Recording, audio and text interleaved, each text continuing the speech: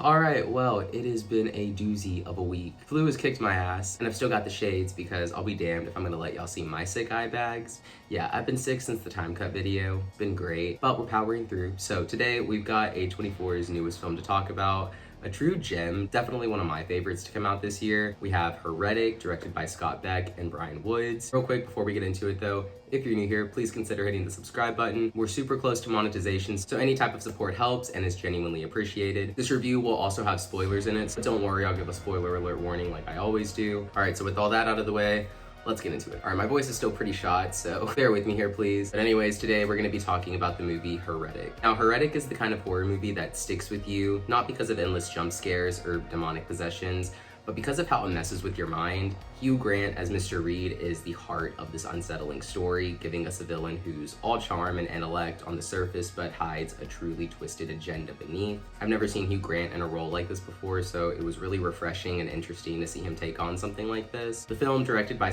Beck and Bryan, takes the classic cat and mouse setup and pushes it into a uniquely chilling space with religious philosophy and psychological manipulation thrown into the mix. From the moment Mormon missionaries Sister Barnes, played by Sophie Thatcher, and Sister Paxton, played by Chloe East, step into Reed's creepy, cluttered English manor, you know they're in for trouble. Reed's polite enough at first, even offering pie, but things start going sideways fast. There's a locked door, no phone signal, no pie. No, that's the real scary part. Silent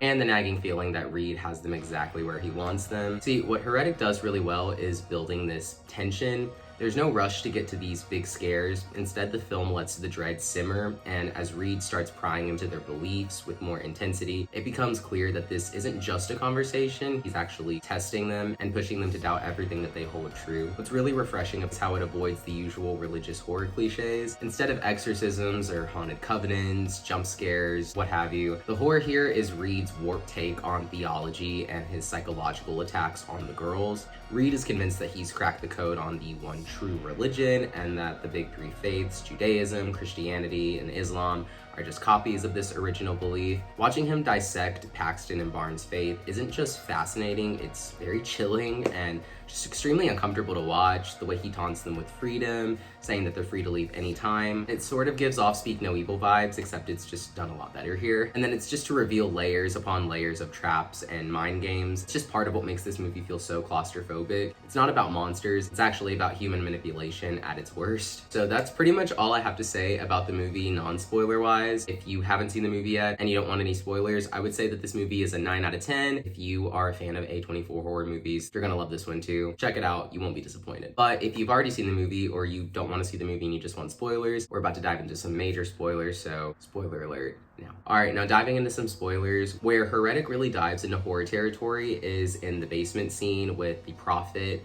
a mysterious decaying woman who Reed claims will show Barnes and Paxton a miracle. This scene hits hard, mainly because of how surreal it feels. Reed's theatrics come full force as the Prophet dies after eating the poisoned pie and supposedly resurrects, delivering what she says is a vision of the afterlife. It's dark and disturbing, very believable in a way, until Barnes notices cracks in the illusion. This reveal is one of the film's best moments, showing that Mr. Reed's entire act is staged to break their faith. I loved the way that this reveal played out. It's somewhat hinted at throughout the beginning, first 2 acts of the movie, and most movies kind of fumble this type of reveal, but it was done really well here. Sister Barnes calls out the Prophet's words as typical of near-death experiences, and Reed's reaction to that is slashing her throat, which honestly caught me off guard. I was kind of pegging Sister Barnes as the final girl, but I was wrong. He slashes her throat to see if she'll come back. It's brutal and shocking, and it showcases just how far he's willing to go to prove his twisted philosophy. Very well done sequence. It took me by complete surprise. I thought Sister Paxton was a goner. Little did I know though. But anyways, what makes Heretic so effective is that it doesn't spoon feed its message. When Mr. Reed retrieves a metal object from Sister Barnes' arm and declares it's proof that she was artificial, a belief he's obviously pieced together from these wild theories. It's terrifying because it's so absurd yet so well acted that you kind of believe it for like a second, but obviously we, like Paxton, we obviously recognize that it's birth control, it's a contraceptive implant. So this isn't necessarily about truth for Reed at that point, it's about control. By convincing the girls that nothing is real, he's trying to dismantle everything that they stand for And the entire resurrection stunt, just another manipulative game. He's rigged it all with these hidden shoots and body doubles to create a miracle that he can explain away as soon as they start asking questions. Hugh Grant's performance as Mr. Reed is phenomenal. He's charming one second and disturbingly calm the next. Watching him go toe-to-toe with Sister Barnes and Sister Paxton is a thrill, especially when they start pushing back. Sophie Thatcher is a standout as Barnes. I've seen her in The Boogeyman, Yellow Jackets. She is really, really good here, bringing a real strength to her character that goes beyond blind faith. You can see the wheels turning as she pieces together Reed's lies, and her confrontation with him feels like a true battle of wills. And then on the other hand, you've got Chloe East's Sister Paxton, who has a completely different energy. She's less experienced, maybe even a little naive, but she definitely learns fast. She's a little bit more passive, but she's definitely not going to go down without a fight. Her character arc from frightened guest to defiant survivor is one of the highlights of the movie. Not the final girl that I expected, but definitely the final girl that I wanted. The pacing is also spot on, with Beck and Woods knowing exactly when to tighten the screws and then when to let us breathe. Heretic isn't overloaded with action, but every scene counts, I promise you. The atmosphere is thick with dread, especially as we realize Reed's house isn't just creepy, it's practically a maze and somewhat of a trap, since he has this like weird light switch looking timer thing that gives the locks a timer so you can't just leave or escape. There's like metal around the house and shit. Like, it's basically like Fort Knox and a maze. So it's a really interesting location, and I love the set that they used for this movie. The cinematography also plays well on this feeling, giving us just enough shadow and close-up shots to feel like we're trapped in the house too. It's a great example of how horror doesn't need flashy effects or even high body counts to be effective. The final act is brutal and chaotic in the best way. When Sister Paxton fights back and manages to stab Mr. Reed, it feels like a win, but nothing's just that simple in this movie. Mr. Reed retaliates, and as both characters are bleeding out, Sister Paxton's final prayer isn't about escaping or getting revenge.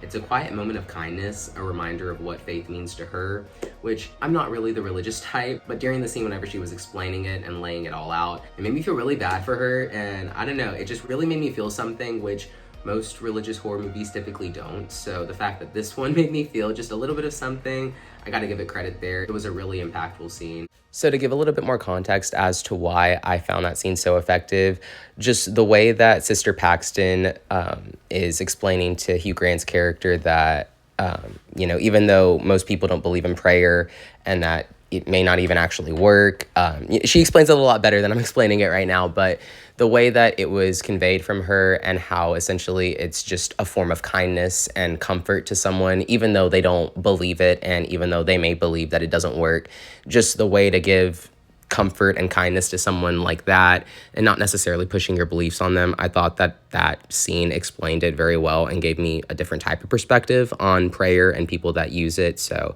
yeah, I thought that scene was done very well, and it was really effective for me. Definitely maybe even got a little emotion out of me, but yeah, I thought it was really well done, and I just wanted to give a little bit more context on why I thought that scene was so effective and so good. All right. Unfortunately, not so much for Mr. Reed. He gets really close to killing her, but Sister Barnes, who's barely alive, shows up and delivers one last blow before dying herself. This part maybe felt just a little tiny bit cliche, but I'll allow it. And so then you have Sister Paxton's escape from the house, which isn't triumphant, it's more so haunting. She sees a butterfly, something that she mentioned earlier as a symbol of the soul, and how she would show people that she was still around even after she passed away. So it leaves us wondering if she's really free or if she actually died in the house with Sister Barnes and Mr. Reed. This movie is very ambiguous about the ending, so it's kind of up to you as the audience to decide what happened to Sister Paxton. In the end, I would give Heretic a 9 out of 10. It's another solid A24 horror film. Heretic stands out because it's both a horror movie and a psychological experiment. It asks us to think about belief, control, and what people will do to manipulate others. It's unsettling and disturbing, but it also makes you think. The film's message isn't in your face, but it's definitely there. Faith is personal, and using it to control others is the real horror. Very uncomfortable. This isn't your typical horror flick. It's smart, intense, and it'll stay with you long after you've left the theater. If you're looking for a horror movie that's more about mind games than monsters, Heretic is a must-watch. It's a slow burn thriller that knows exactly how to get under your skin, and Beck and Woods have crafted a unique horror experience that stands out in a genre that can often feel predictable. Sophie Thatcher Thatcher, Chloe East, and Hugh Grant all deliver knockout performances. For anyone who loves horror with layers, this one's a no-brainer. Alright guys, well that pretty much wraps up this review. If you're new here and you liked what you saw, go ahead and hit that subscribe button. And if you really liked what you saw and you just want to go that extra mile, go ahead and hit the notifications bell so you'll know whenever I post new videos. As always, thank you guys so much for your support. I couldn't do it without y'all. Have you seen Heretic? What did you think of it? Let me know down in the comments below. I love you guys. Leave a like and share, and I'll see you in the next one.